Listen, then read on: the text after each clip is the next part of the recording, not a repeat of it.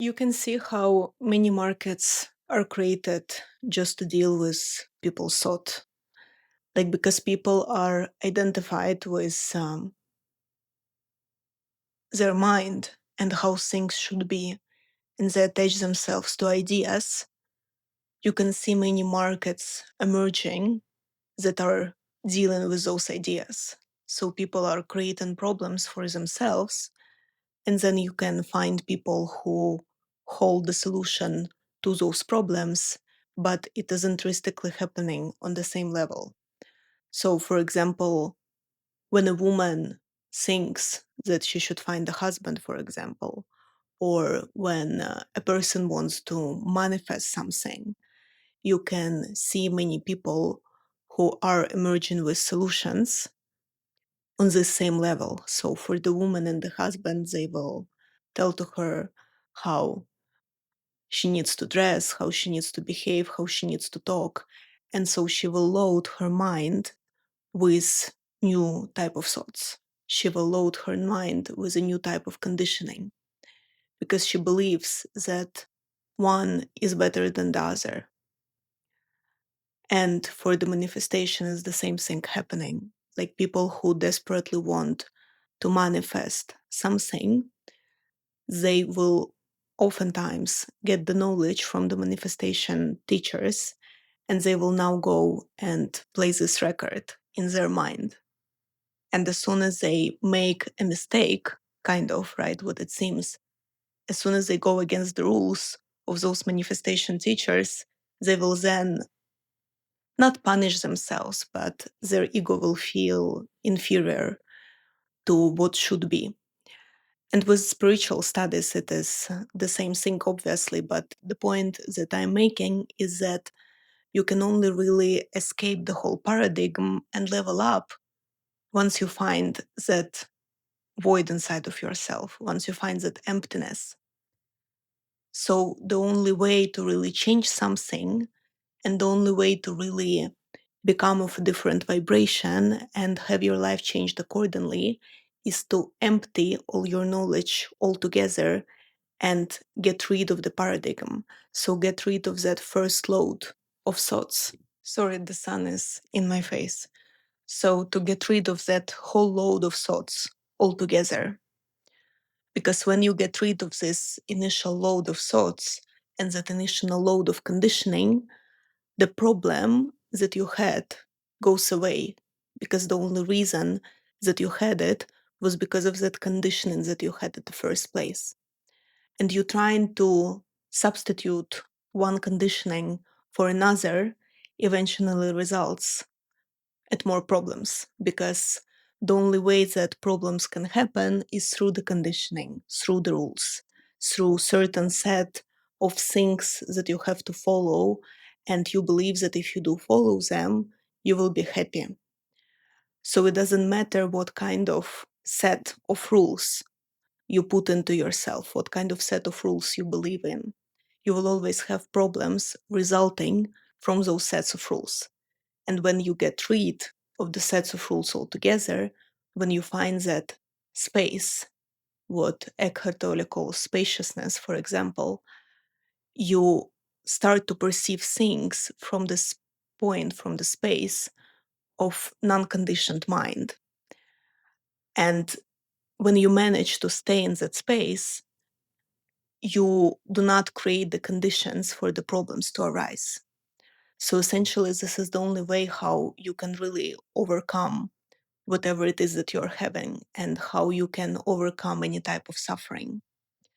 And when you get into that space of unconditioned mind, the whole market that people build in order to find solutions to those initial conditions just seems completely irrelevant to you, because it is irrelevant, because it is no longer vibrationally compatible with what you're experiencing in your life. And from that space, from that void, you can start noticing that everything you have been told about human relationship is essentially not really true. It is true from the standpoint of conditioned mind, but it is not true from the standpoint of nature. So you can find out, for example, that all those labels that people attach to each other exist only from the space of the conditioned mind. Once people say that he is anxious, he is avoidant, he is a narcissist, he is whatever, whatever, whatever, they are already programming themselves to look at the person that is next to them, not as a human being, but as a this label. And when you do that, when you attach that label onto another person, what you're actually doing without realizing it is that you're attaching a label onto yourself as well. In other words, you don't allow the situation between you to change. So you end up being stuck in it. Once you label someone as an avoidant, automatically that means that if you are in relationship with them, you become an anxious person, because in order for you to complement each other, in order for you to relate to each other, you have to be that.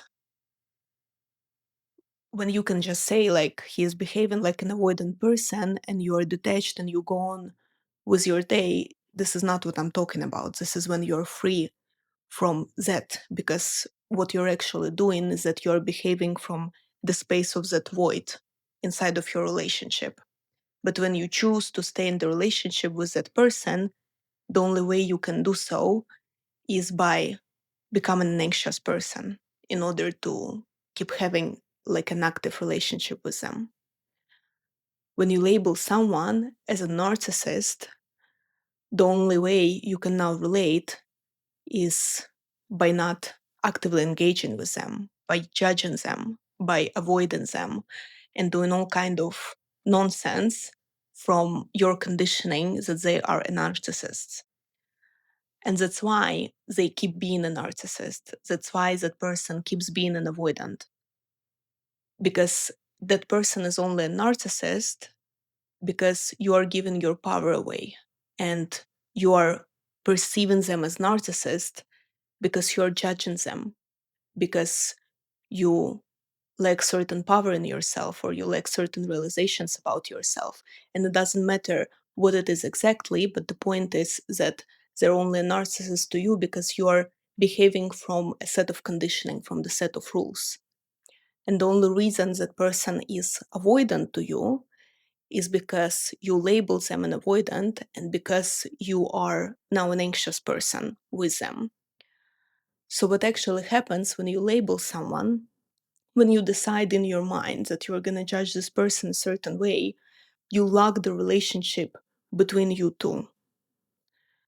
You get attached to your separateness, let's say, you pinpoint their separateness, their traits, and in your reality, they are now not a whole human being, not a whole complex person, not a presence, not a consciousness that can change, that can reflect, that can behave, but simply that label. So you attach yourself in your mind, in your set of rules to these characteristics. And that's why, because they are now like this to you, you are behaving accordingly without even realizing it. So you pinpoint your qualities in this relationship as well. And this is how you lock this relationship. You do not allow it to change. And I'm not saying that if you get rid of it, if you behave from the space of consciousness, from the space of presence inside of you, their behavior will automatically change. No, but for the starters, you will free yourself from that set of conditioning, from that baggage that you're carrying with you. And if they do decide to change, or if they do decide, or the situation decides, let's say naturally, to show their other qualities to you, you won't be blind to them. So by not locking yourself in, by not attaching the label to another person by staying present, what you're actually doing is that you are giving room to that situation. You're allowing your relationships to unfold naturally instead of forcing it to be a certain way. And you give this person a higher chance of actually behaving differently and performing differently. Not even mentioning that the biggest blessings that you get out of it is that you do not carry that heaviness with you, because you have all kinds of problems when you're dealing with an avoidant person, when you're dealing with a narcissist. You have all kind of gossips that occupy your mind. You have all kind of actions that you have to take in order to deal with that problem. So as soon as you drop it, as soon as you stop perceiving this set of rules altogether, this type of conditioning altogether, you free yourself from that kind of life. You free yourself from that kind of heaviness. You realize that you don't actually need to carry that baggage with you. And you empty space in yourself, in your life, in your dream of life, in your consciousness to actually do other things and do something that is more interesting to you. So when you want, let's say, the situation to change or someone to change, obviously you can't control it, and it would be really selfish of you to think that you can manipulate other people and that your actions can affect them and influence them to such a degree that you can like program it and you can make the situation change. But how you actually can influence it to the best degree that you can, to the highest degree that you can, is by becoming present yourself inside of this situation. When you're judging the situation, when you desperately want it to change, that's again when you lock it in, when you are actually doing the complete opposite. You are not letting it change. How it can change is by you being okay with it. And you being okay with it can never be accompanied by your conditioned mind, by your set of rules. You can never become okay with the situation for as long as you label someone as an avoidant, for as long as you label someone as a narcissist. You will never become okay with that situation. So that means that you will continue carrying that baggage with yourself.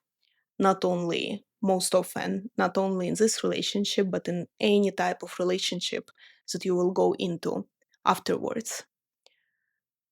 But when you become okay with the situation, you get into the state of non judgment.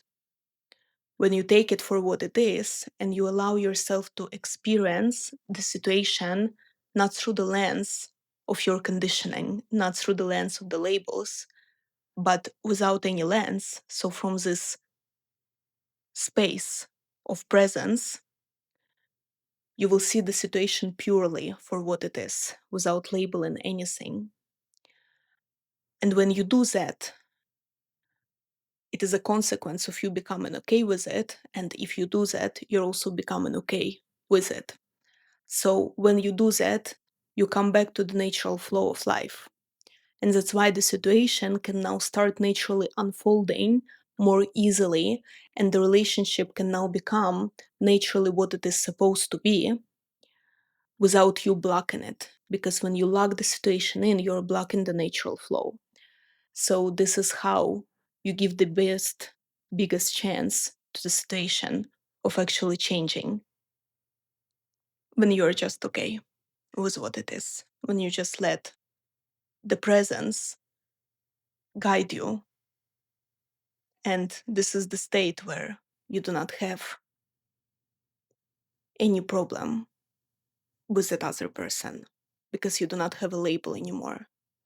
Because when you're present, there is no problem. There can never be.